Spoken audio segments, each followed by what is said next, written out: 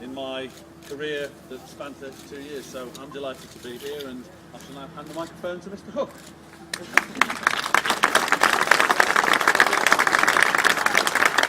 1, 2, Ollie, that's what you always do to test them, you see, 1, 2, and you know they're working. I'd like to thank Chris for this. I mean, when he started, I thought it was a bit ridiculous, to be honest.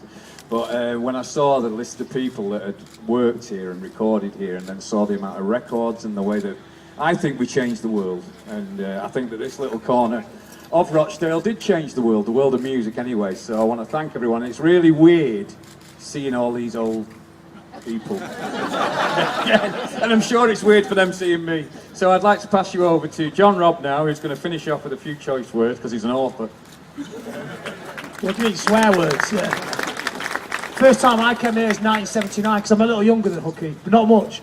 And we did an overnight session here. It was the first time we'd been to Rochdale. We came from Blackpool though, so we're used to towns that looked a bit like this. So I actually came back quite a lot of times. I did about 15 records here, and I spent about 5 years producing stuff when Sean owned the studio. Sean was going to do a speech, but he doesn't want to do one. So yeah, so I think I've probably been in the studio more than anybody else.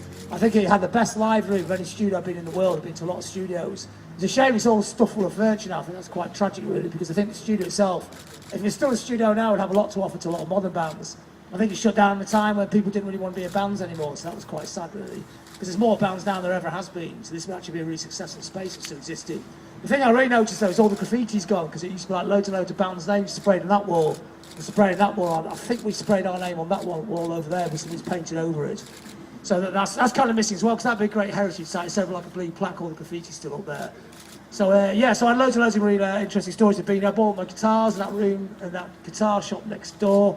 There's a lot of memories. First time being up here for about 10 years. It was a really great spot. I think it's quite tragic that it's become like a piece of history, but that's like all rock and roll.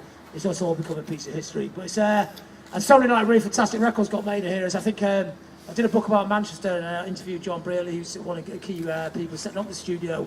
And he made a great point that this was the post-punk studio. All the great post-punk records got made in this studio. If you actually look at the list of stuff that actually got made in here, it's a complete history of the music that came after punk and changed people's attitudes to music for the next 20, 30 years. It all came out of that room in here in Rochdale. It was like a really, really fantastic piece of musical history. Thank you very much.